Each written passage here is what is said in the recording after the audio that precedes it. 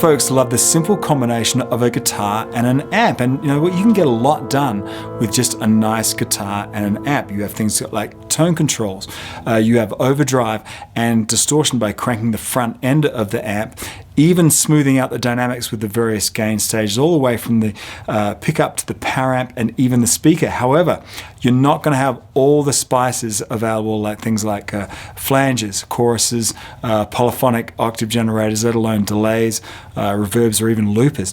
To get all these tasty additions to your sound, you get to empty your wallet once again. And these effects are addictive, believe me. It's hard to buy this one. But before we look at all the effects, let's break them out into their broad categories.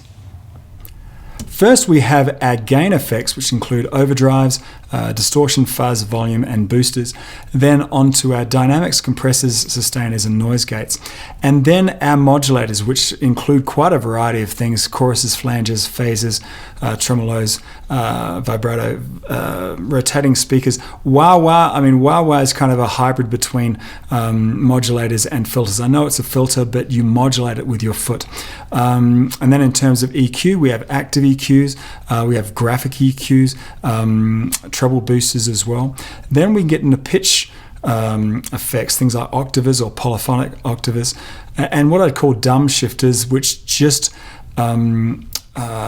transpose you by like a fifth or an octave or something like that, or maybe a third, but wouldn't shift if you're in a minor key or something like that. But there are smart shifters that will know what kind of key you're in and what kind of chord shape you're in, and harmonize kind of on the fly intelligently. And then there are dive bombers as well.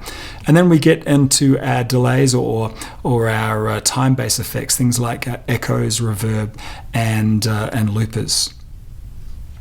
So let's begin with the gain category. As we've touched on before, gain stages allows for clean signals to be transferred from stage to stage, and for that same clean tone to be boosted in order to overdrive the next part of the signal chain. Early effect pedals allowed you to boost your guitar signal to send the preamp section of your guitar amp into overdrive. Earlier, you would have many guitarists just cranking up their amps to obscene levels in order to get that great distortion. And they got great tone, but the amp was so loud that the volume, that obscene volume, brought many problems. Early pedals were so great because they overdrove the preamps at more manageable volumes.